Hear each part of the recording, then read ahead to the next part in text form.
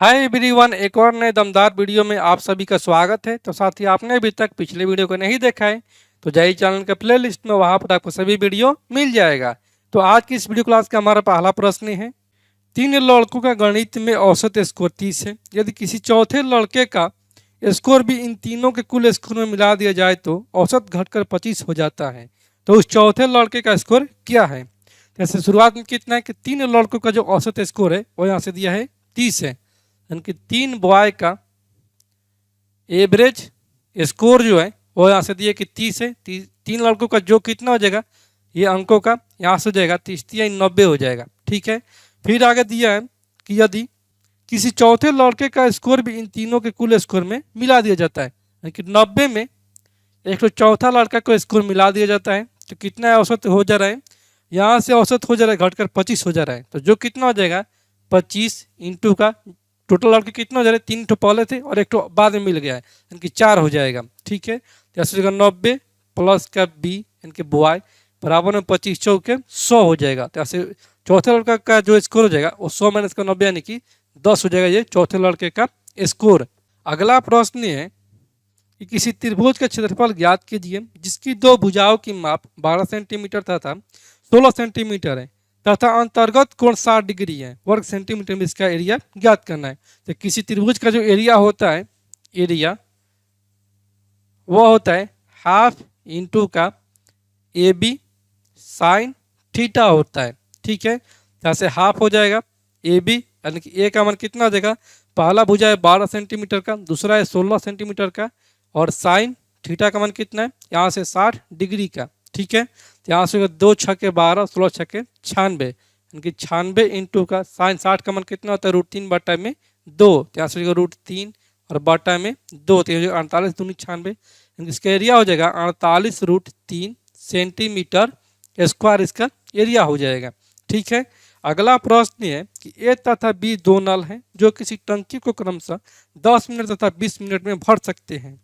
टंकी की पेंदी में रिसाव होने से भरी हुई टंकी 40 मिनट में खाली हो जाती है। यदि टंकी प्रारंभ में खाली रही हो तो रिसाव के रहते हुए दोनों नल टंकी को कितने समय में भर सकेंगे। ठीक है, जैसे 3 ठो नल है, एक ठो नल है यानी कि 2 ठो नल भरने वाला, ए भर रहा है, मान लेते हैं कि ये भर रहा है 10 मिनट में, बी भी ये भरने वाला, ये भर रहा है कितना, ये 20 मिनट में, और सी को मान के खाली करने वाला है और ये खाली कर दे रहा है 40 मिनट में। तो यहाँ से पॉजिटिव हो जाएगा भरने वाला और निगेटिव है खाली करने वाला है। तो टंकी की क्षमता कितना हो जाएगा, इनकी टोटल वर्क, तो टोटल वर्क या टंकी की क्षमता कुछ भी हो सकता है। तो यहाँ से हो जाएगा 10 20 40 कैल्शियम 40 हो जाएगा। तो ए का आ जाएगा यहाँ से क्षमता 10 चौके 40, बी का 20 दूनी 40 और सी का आ जाएगा 40 से कम 40। तो बोला है कि जब तीनों नल एक साथ खोले रहते हैं तो ये टंकी कितने देर में भर जाएगी। ठीक है, तो भरने वाला कितना है 4 और 2 6 भरने वाला, जबकि एक खाली करने वाला है। तो कितना एक्चुअली में काम हो रहा है 6 माइनस का 1 यानी कि 5 हो रहा है। 1 घंटे में हो रहा है 5 यूनिट काम, जब काम कितना करना है 40 यूनिट का, बस एक बराबर हो जाएगा 5 8 40, 8 मिनट में यह टंकी जो है रिसाव के सहित ये भर जाएगा। अगला प्रश्न है, एक विद्यार्थी को किसी संख्या को 4/5 से गुणा करने को कहा गया, गलतीवश उसने उसे 4/5 से विभाजित यानी कि भाग कर दिया, तो उसका सही उत्तर जो है वो गलत उत्तर से 36 अधिक आया है, तो वो संख्या ज्ञात कीजिए। ठीक है, तो मान लेते हैं कि वो संख्या जो है वो हमारा कितना है, बटा में कितना 4/5 और 4/5 ही है, यानी कि वो संख्या मान लेते हैं इन दोनों से कटने वाली कि वो संख्या हमारा है 20 है। ठीक है, तो जब संख्या मान ली है कि ये 20 है तो पहले कितना कर रहा है, इसको बोला गया था 4/5 से गुना करने को कहा गया था। तो जब गुना करते तो कितना होता है 20 का 4/5 अगर ये करता तो इसको प्राप्त होता 5 के 20 4 के 16 प्राप्त होता है, लेकिन गुना ना करके क्या किया है, यहाँ से 20 को यहाँ से भाग दे दिया 4/5 से, यानी कि 4/5 से ये भाग कर दिया है।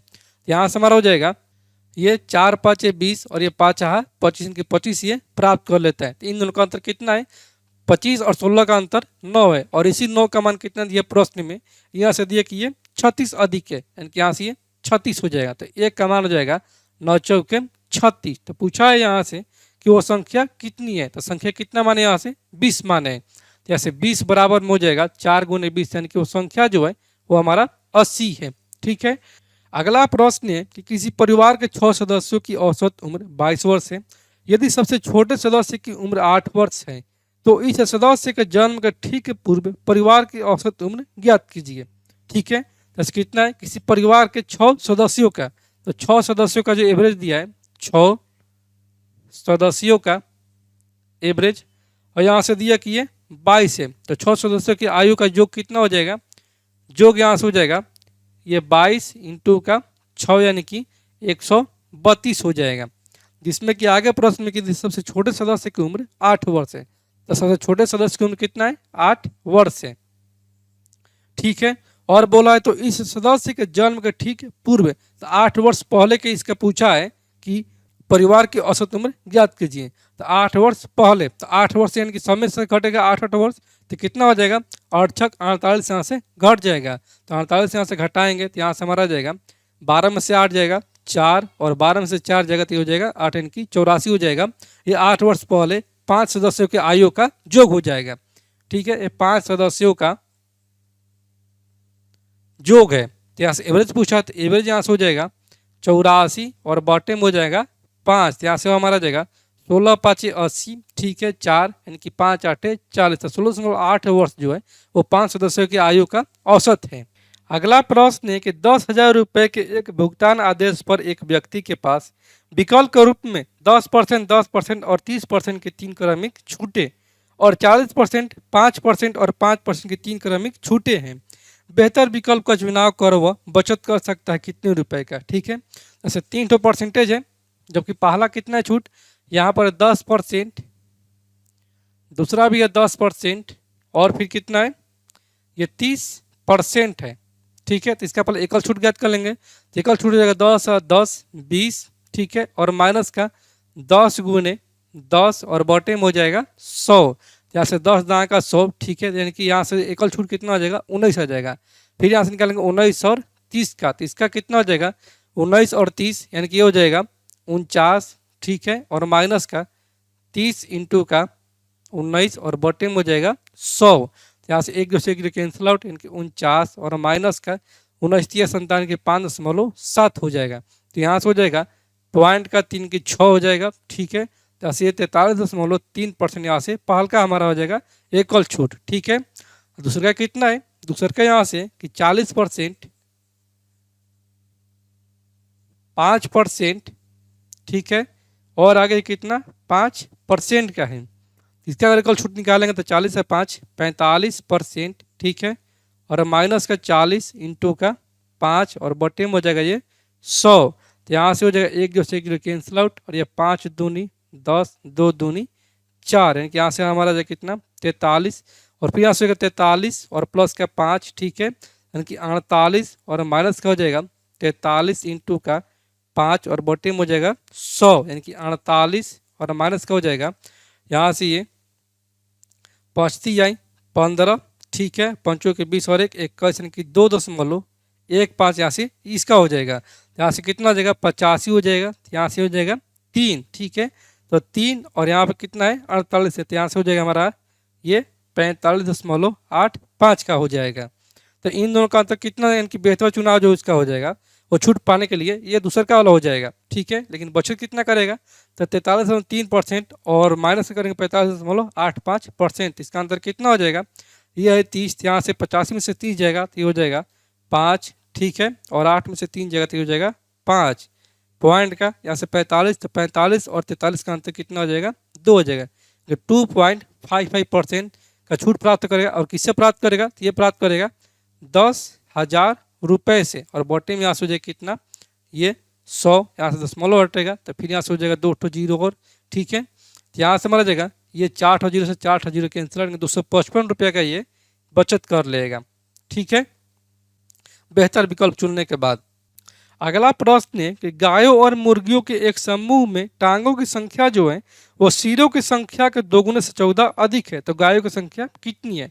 तो मान लेते गायों की संख्या जो है वो है ए। ठीक है, यानी कि गाय की जो संख्या है वो है ए, और यहाँ से कौन सा है मुर्गी है, यानी कि मुर्गी की जो संख्या है वो है बी। तो प्रश्न में से बोला है कि गायों और मुर्गियों के एक समूह में टांगों की संख्या, तो गाय का टांग कितना होता है 4 होता है, तो ऐसे हो जाएगा 4 ए, और प्लस का मुर्गी की टांग कितना होता है 2 होता है, कि हो जाएगा 2 बी।